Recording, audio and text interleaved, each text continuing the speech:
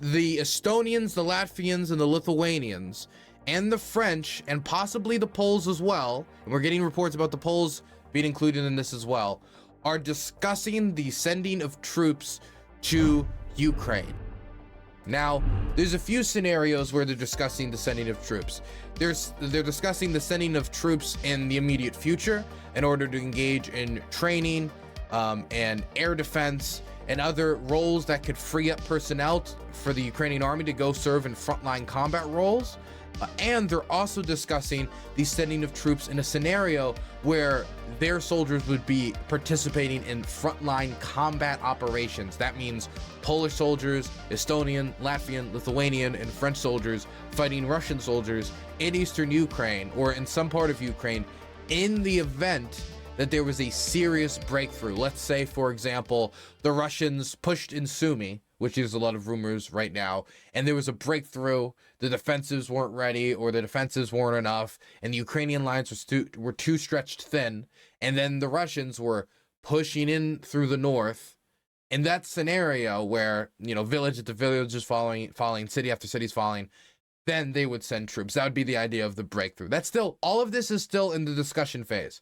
And we need to discuss that because Alexander Sirski came out with an announcement about a French that kind of threw a wrench into everything about, you know, they're discussing it, it's on the down low, with him announcing that the French are sending troops to Ukraine, soldiers to Ukraine, to train Ukrainian soldiers after a request from the Ukrainian government to have Western drill instructors working in Ukraine to help train 150,000 soldiers near the front, so they would be able to be deployed into combat quicker due to the need for manpower now. I mean, the need for a lot of things now, but also manpower now. So let's read a little bit about the Baltic officials. Then we'll move over to the French and what the French are saying about sending military trainers now, because these are two separate stories that are part of the bigger arc. Members of parliaments for the Baltic states warned German officials last week that their governments were poised to send troops to Ukraine if Russia achieved considerable gains, Der Spiegel reported. The German outlet reported Sunday that the Baltic officials issued the warning while speaking with representatives for Berlin at the Lennart Murray conference in Tallinn, Estonia. Der Spiegel neither named any of the officials nor identified which countries they represented, but said they raised concerns about Chancellor Olaf Scholz's current policy towards the war. And again, we don't know who specifically is who's talking about this in public. In private.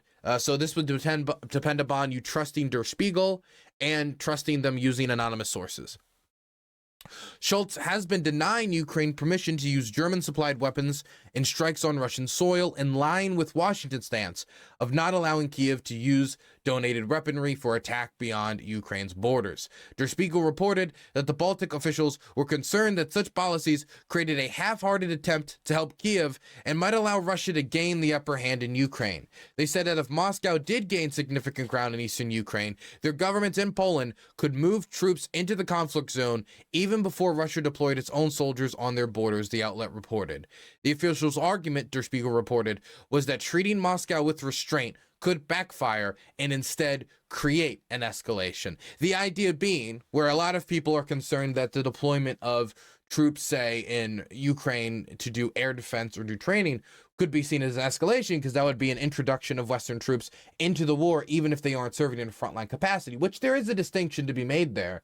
And so I think the Russians in the scenario would still avoid escalating to the tippy top, because if they were to escalate to the tippy top from there, well, then you're taking away any reason for the West not to send troops to Ukraine. If, okay, we're going to go to nuclear war because there's trainers in Ukraine. Well, I guess, yeah, we're all in. Nobody's going to win. So since there's still space that it could either, the West has more room to move, it could get worse. I think that there's a good reason to believe that the Russians would probably respond in the same way they've responded to many other times that the West has given the Ukrainians new capabilities. Maybe some Kinzhal strikes on major cities, a bombing raid or two, angry press statements. But when it comes to the threatening of World War III, which is often talked about on alternative media outlets, I don't think that would be particularly likely in this scenario, just like I don't think it would be likely if ATACMS were able to strike the bases which these attacks on Ukraine were coming from. That's not to say that there wouldn't be any bluster.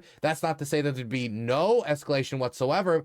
I mean, increased targeting, for example, in the west of Ukraine to try to test out the new air defense crews that could be working, or to see maybe if they could even take out a soldier that were working with the French in training, or that were working in these training facilities. I think that's completely possible. I think the Russians might want to make a point that way. I am saying that the doomsday scenarios that are used to get your attention by people like Douglas McGregor, Scott Ritter, or Russian government clowns like Dmitry Medvedev are just that, tales. They're tales of a country that would, in order to engage in that type of behavior, have to have no regards for its own survival, which the Russians, as much as, you know, it's hard to understand sometimes the mysterious Russian soul, do regard their own survival with at least some consideration. So this is interesting that they're discussing this, or they're having this conversation behind closed doors. But this right here is an anonymous report from Der Spiegel. And we've already gotten previous reports from Estonian politicians about troops that might already be deployed to some small capacity in secret doing training, which is something an Estonian diplomat referred to in an interview with, I think it was another German media outlet. It seems to be a lot of Baltic German media overlap here. Not a lot of the English press breaking those Baltic area stories. We really need to get over there. So this wouldn't be necessary. That's also another point, I think, in favor, that the West has to some degree kind of already whittled down the idea of Western trainers in Ukraine, if that statement from the Estonian diplomat is to be believed. But again, still, this is just an anonymous reports. What can we truly make of that? What can we truly make of anonymous reports talking about a possible speculative scenario in the future, and it's a few MPs, not even necessarily Olaf Scholz himself or some a big Baltic political figure that we know of. So that's fair. I understand that type of concern, but that's not true when it comes to the second part of the story. France sending instructors to Ukraine to train its troops, and this was announced by Alexander Syrsky, the commander-in-chief of Ukraine's army. So this is the top dog in Ukraine's military coming out saying that they had discussed with the French trainers being sent to Ukraine, and that they would be sent over to Ukraine in the near future. Here's the direct statement from Alexander Syrsky. I welcome France's initiative to send instructors to Ukraine to train Ukrainian military personnel. I have already signed the documents that will allow the first French instructors to visit our training centers soon and familiarize themselves with their infrastructure and staff.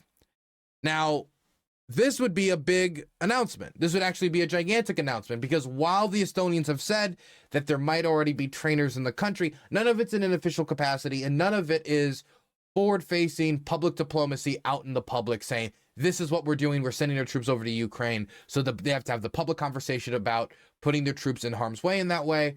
Even if it's not forward operating positions, training centers get bombed, people die during training, instructors can still get killed. And so they've avoided that public conversation.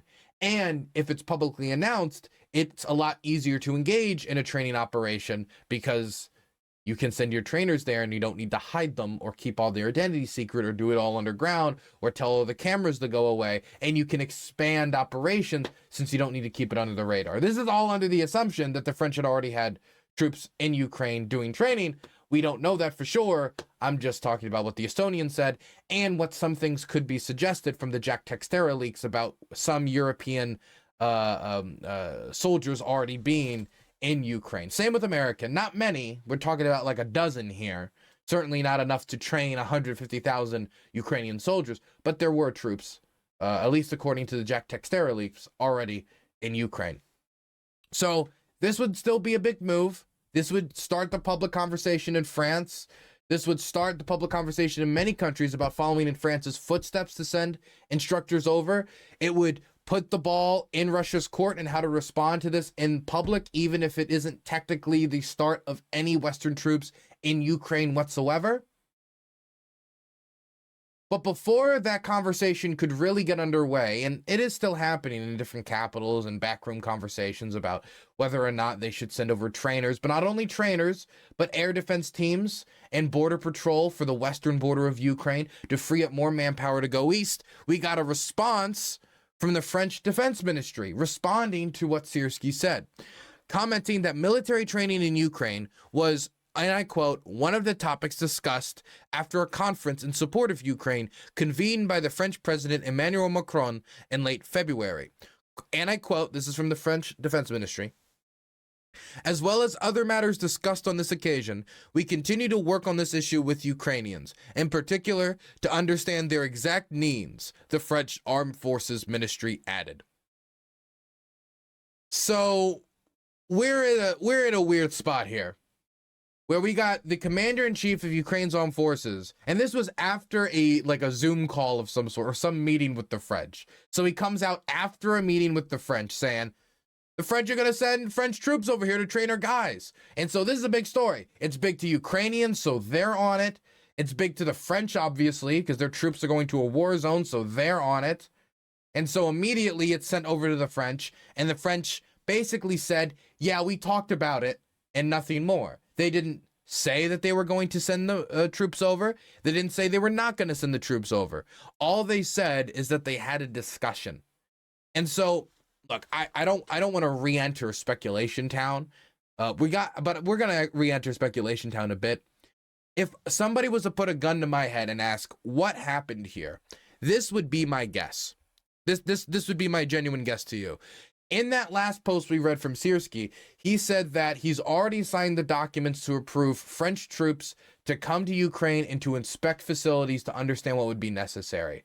So it's possible that they had a meeting about some of the preliminary work that would need to be done, including sending French trainers to just check out the facilities before any curriculum could be drawn up, any new curriculum. Since they're going to be training closer to the front line, they can actually take advantage of the geography to train Ukrainians in the environment that they're going to be training, because a big complaint about Western training has not only been the speed of deployment, but also them just not training in an environment that is like the one they will be fighting. A lot of urban close quarters, room barging training that you would need if you were fighting in, say, Fallujah, but not necessarily that helpful if you have to charge across a half-mile open field into an enemy trench and take it.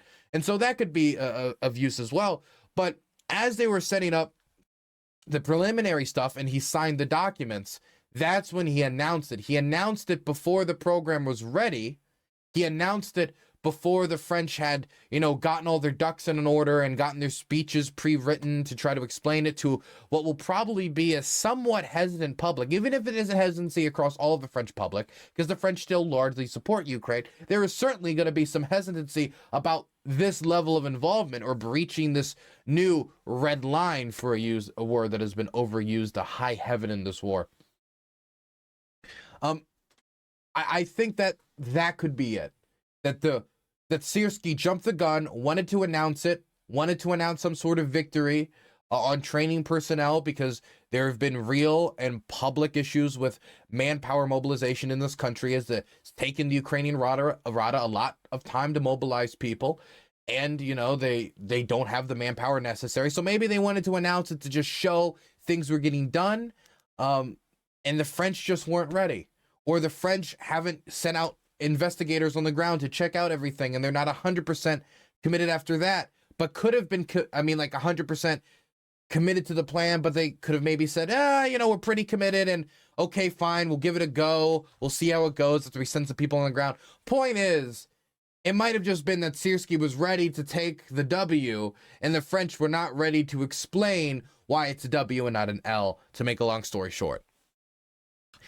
So we don't have 100% definitive proof that French troops are going to Ukraine. In fact, it might be that if what Syrski said is true, they send out these instructors to these facilities. They say, nah, man, we don't dig this. And they dip. They say, we're not able to, maybe if we had our support from the United States or some other allies, we could make an operation, but alone, or maybe just with us in Estonia, or whoever the Ukrainians could get also involved, then maybe they turn around. But to me, This is the biggest indication yet of the direction that Western support for Ukraine is going in, and that the odds of us seeing troops from NATO countries in Ukraine on the ground training personnel is a real possibility. And not only is it a real possibility, I would even go forward to say that it's likely.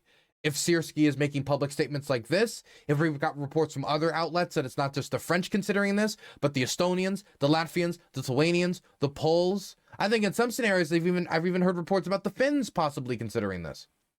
And while there is a real divide, not only on this, but also of the issue of sending in NATO jets to go over in the Western Ukraine to fire and shoot down Russian missiles, or to have troops on the ground doing air defense, or to have really any involvement from any NATO country in Ukraine directly, physically, over the border, even if it's just in Lviv. There is a divide on that. The Germans are not too hyped about it. In fact, when the French started going out there and starting to be like, hoorah, Ukraine, we need to do what's necessary to win, the Germans were very hesitant to come out in support of direct deployments. The American government and President Biden has also been extremely hesitant. So if this norm is to be broken, if this red line is to be crossed, it's not going to come from Washington. Just like it wasn't Washington and the Biden administration who led the way in Western tanks, just like it wasn't Washington and the Biden administration who led the way on Western jets and aircraft, because they didn't want to do the MiG deal with Poland at the start, and it was not really hyped about sending F-16s. Just like it didn't lead the way on long-range munitions, it was the British with the Storm Shadow, just like they led the way with tanks. I don't think they're going to lead the way here. I don't even know if American troops would, even if the French, the Poles, the Estonians, the Latvians, the Lithuanians, and a bunch of other European countries signed on and started doing it, I don't even know if they would, because of Biden's previous commitments not to put troops on the ground and his hesitancy about intensifying or possibly increasing Ukraine fatigue in the United States, considering at the moment Ukraine is still widely supported in the United States, and he doesn't want to endanger that by giving the people who call the Ukraine, supporting Ukraine, forever war behavior, or it's gonna start World War III, giving them any more ammunition. And so, if this standard's going to be broken, it's not going to be broken by Washington. It's not going to be broken by Berlin. It'd have to be broken by a country like France or the United Kingdom. And France was the first country to come out and publicly throw their hat in the ring when it came to the idea of deploying troops to Ukraine. So I would say that they are a likely candidate. And this testimony from Sierski and the response from the French Defense Ministry, I think, makes them the #1 candidate for this role.